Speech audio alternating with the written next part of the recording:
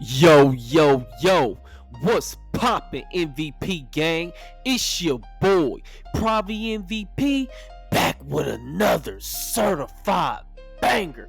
And before we even get into today's game-changing breakdown, I gotta remind you all, as time is ticking down, NBA 2K26 Superstar Edition giveaway winner will be announced live on YouTube August 28th. Contest started August 7th. My biggest channel supporters, based on support and consistency, are taking home prizes. Membership level at any level, a membership at any level, that's just bonus points. But here's what's up for grabs. First place, we have a free copy of NBA 2K26 Superstar Edition. Second place, VC package. Third place, MVP season pass or cash equivalent. It's only 9 days left. From day one, I've been telling y'all, liking old videos, commenting on old videos, showing that support, dropping comments, being the first to comment on new posts, engaging on every interaction is like scoring a field goal. The more you score, the higher your rank, and the top supporters will be rewarded. Bonus points. Listen closely to my videos. Keyword I asked for in the comments. If you write it exactly as I said, that's like hitting a three-pointer at the buzzer. Want to enter? Do both. Follow me on X, Twitter, DM saying I'm in a contest, join the Discord, and message me directly. Discord is also when I definitely run them different sub sessions, and we can build that MVP chemistry. If you that good, you could definitely run on a regular basis. And I got a 4-pack of new gameplay from the Proving Grounds where you can see me performing on different builds. Now, let's get into today's main event. If you follow this guide to your 2K26 build experience, I promise you, I will not lead you wrong. We're talking about the exact 5-position blueprint that keeps you in demand every single year, no matter the patch, no matter the trends. Because the truth is, the 2 offensive metas that never die, spread, pick and roll, and the 5-out flow offense, only work if you got the right pieces at the table. The 5 roles, 5 positions, no weak links. This is the guide, I'm telling you, for all builds. If y'all really want to be in high demand, this is how you want to make your builds. Center, shooting big. Why? Now, you can be an inside, but most people are going to look for shooting bigs because lockdowns being everywhere and the threat of zone defense making it complicated for people to be able to just run offense. It's going to be nice. People going to have high steal everywhere. It's going to still be high steal all over the court when the game first starts. Like, that's just the way it is. So people prefer shooting big to space those locks out so they can have a one-on-one matchup. That shooting threat is going to force opposing centers out of the paint.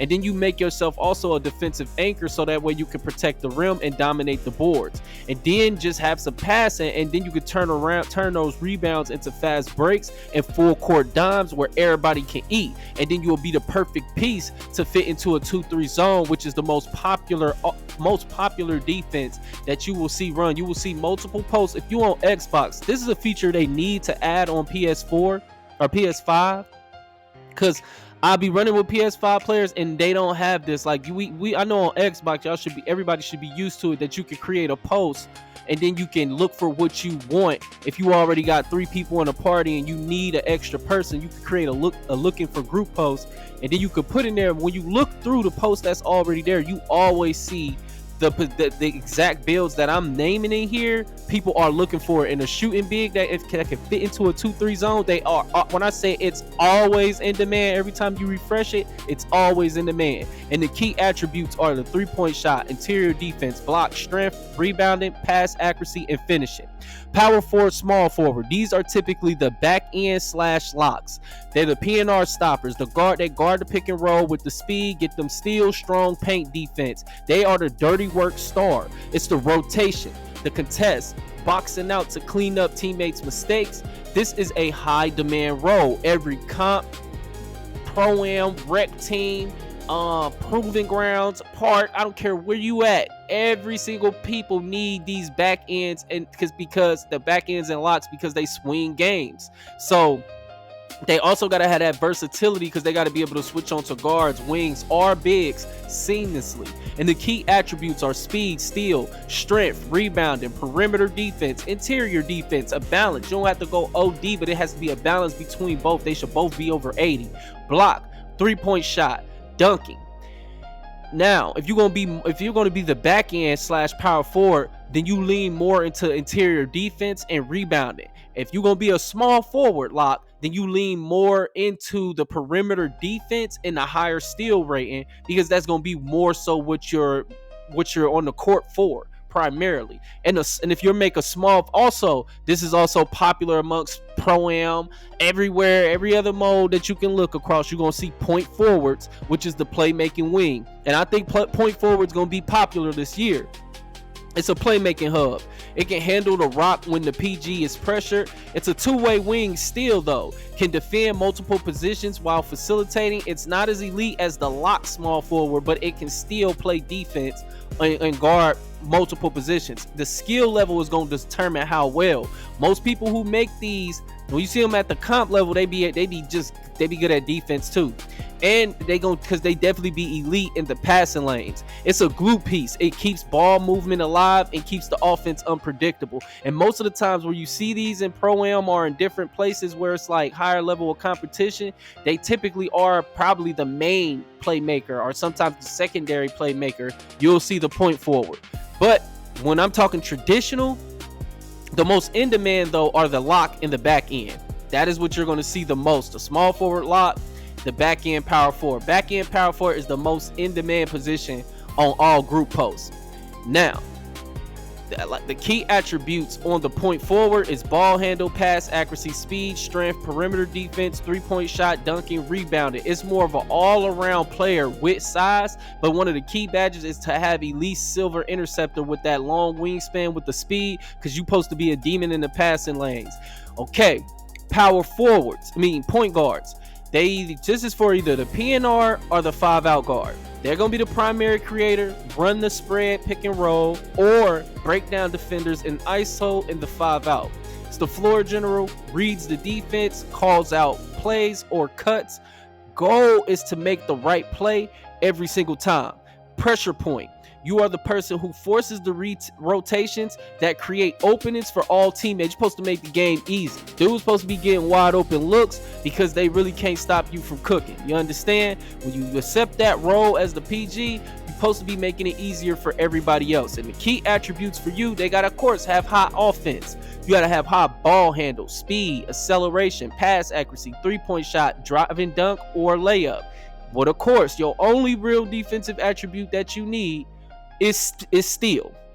You gonna mix that speed and acceleration with that steal, and you hide somewhere, and that's typically the point guard build that is accepted. If you don't have no kind of steal or no kind of perimeter defense to at least stay in front of your man and guide him into some help where you can slide off, where you can fit into defensive schemes. When you are creating builds, you want to make sure you can fit into defensive schemes. And a point guard that got high offensive attributes but can steal the ball and he fast, he can fit into defensive schemes that be like, okay, you switch over here to the corner, or you slide over here, you guard over here in this space, and work in the passing lanes. Like, it gives you that ability to fit into different coverages. But when you put no defense on your PG, that's where dudes be going wrong, unless you are already working with a team where they like, bro, we don't need you to have no defense. You can have 60 steal and just have it on bronze, you know what I'm saying, and then just put your offense up. It's crazy. That's for those dudes. But I'm talking about dudes who gonna be out here not in full squads. These are the type of builds that can get you into full set squads, if that's something that you're looking for, or for you to be able to thrive out here, you know what I'm saying, just amongst all, just because this is how most people make their builds every single year. It's some kind of combination. They're going to fit into these roles. Shooting guards. This is typically the secondary ball handler, or straight up just the best shooter / scorer on the team. He's the complementary scorer, if not the PG. He finishes at the rim. He knocks down open looks. He's a defensive insurance. He's a stronger defender and finisher than the point guard to balance the backcourt, as he doesn't have to invest into so much. He can put his attributes into different places than the PG because he's not the PG.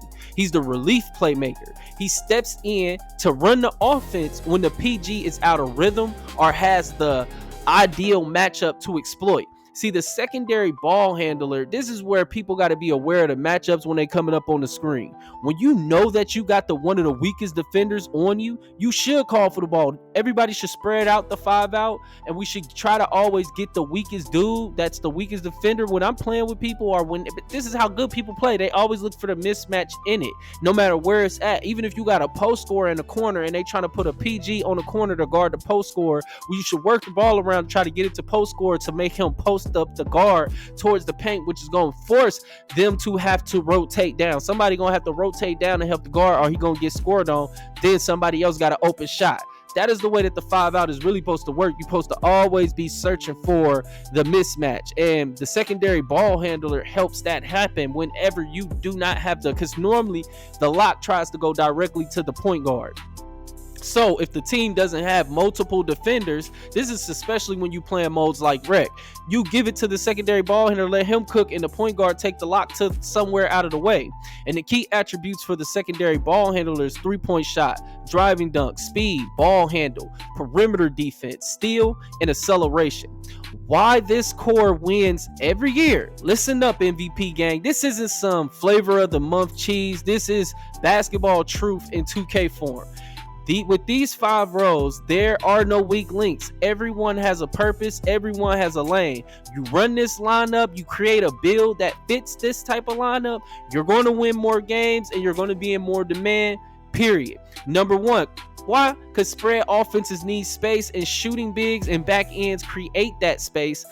When you got a shooting big at the 5, the defense is in a chokehold. They have to respect the pop after the screen, and if they sag, that's a green bean for 25 feet. And it definitely worked in the proof, like 3v3s or park, man. These type of builds thrive in these areas. Like, they're just going to be good for all game modes. I'm telling you, if you make what I'm telling you, what I'm describing, you cannot go wrong. And I'm going to have them on my page, so I'm telling y'all, subscribe. I got plenty of builds coming for 2K26. I already got the new edition pre-ordered, so I'm going to be there early release. And like I'm said, that's a green bean if they move wrong when you got that shooting big. If they hedge the PG is downhill at a full head of steam, and there's the back end at power forward, small forward spot. Whether you allot, this isn't just I'm standing in a corner forward or power forward. This is a spacing weapon who can hit that corner 3 and then be in the paint within a few seconds. The beauty is the back end doesn't need the ball to make an impact. They make the floor work. They're stretching the defense horizontally and cutting into gaps and making smart off-ball rotations. Also, your point guard and shooting guard have those wide open driving lanes or skip passes for easy buckets. It's all about creating that space. When these two are on the court together, the back end, the shooting center, and you got a shooting lock, your 5 out spacing, even if you run in a PNR, that's how much gravity that they have. It's just spacing everywhere, no matter what you're doing. You can run the PNR, and then as the center pops, he goes into space while the guard is penetrating. Everything moves, and then I'm telling you, causes so much. You can run a pick and roll 5 out, and you can run just a straight 5 out, or you can mix them both. Some people just spam the pick and roll with the four people spread out, because the PNR and 5 out guards, they're gonna just use that space, because the PG, whether they're a PNR maestro or ISO killer, they're gonna be feasting when you give them the correct space, and they only gotta make that, because spacing simplifies the reads. You come off that screen from the shooting big, the lane's wide open because the opposing center is out at the arc. The back end is pulling the weak side help man away with corner gravity. That means the only thing between you and the rim is some poor guard trying to rotate late, and most lately just reaching. Easy bucket or kick out every time. And in 5 out, it's even worse for the defense. Your PG is at the top of the key with 4 shooters around them. The back end's in the corner with lockdown defense and offensive IQ. The moment their man helps, boom, green. The PG job becomes surgical. Read, react, punish. All made possible because the bigs have created real estate on the floor. People don't understand spacing is a premium. When dudes try to clown dudes like, oh, he made a building, he just stand in the corner, or oh, he made a building, he just hold his nuts, he doesn't do anything. People don't understand. Every build, every row matters. Like dudes who stand in the corner matter. Like being still matters. Like having people who do that, without that, there is no Joe Knows. There is no big YouTuber that anybody look up or watch that's good at the game if they don't have people who is good at setting screens, standing in the corner, spotting up. And those are all skills. Not everybody can do it. People don't do it good. Some people spot up and don't shoot at a high percentage. Some people set screens, and when they roll, they don't know when they should pass out of the roll. They don't know when they should go up. They don't know how to pick out and still hit threes. They're not that diverse. People don't understand. Every single role has a skill set, no matter how big, no matter how small. The secondary ball handlers, the shooting guards, they are supposed to sustain the offense and also be able to lock down on the perimeter. They're supposed to have higher perimeter with the steal. This is a role that keeps the offense from collapsing when the PG sits or gets locked up. The secondary ball handler is that glue guy who can bring up the ball under pressure and run a quick PNR or slash to the bucket, knock down and catch and shoot from three. Normally, like I said, he's a green bean shooter. On defense, they're not hiding in the corner. They're picking pockets, jumping passing lanes, forcing the offense into bad decisions. They're the safety net when the PG's cooking, they're spacing and cutting. And when the PG's in trouble, they step up and keep the scoreboard moving. Defensive identity is just straight based on size, speed, and switchability everywhere. Here's when the lineup becomes unfair. The shooting big with his rebounding and his rim protection and his contesting without fouling. The back ends, they can guard the pick and roll better than anybody on the floor.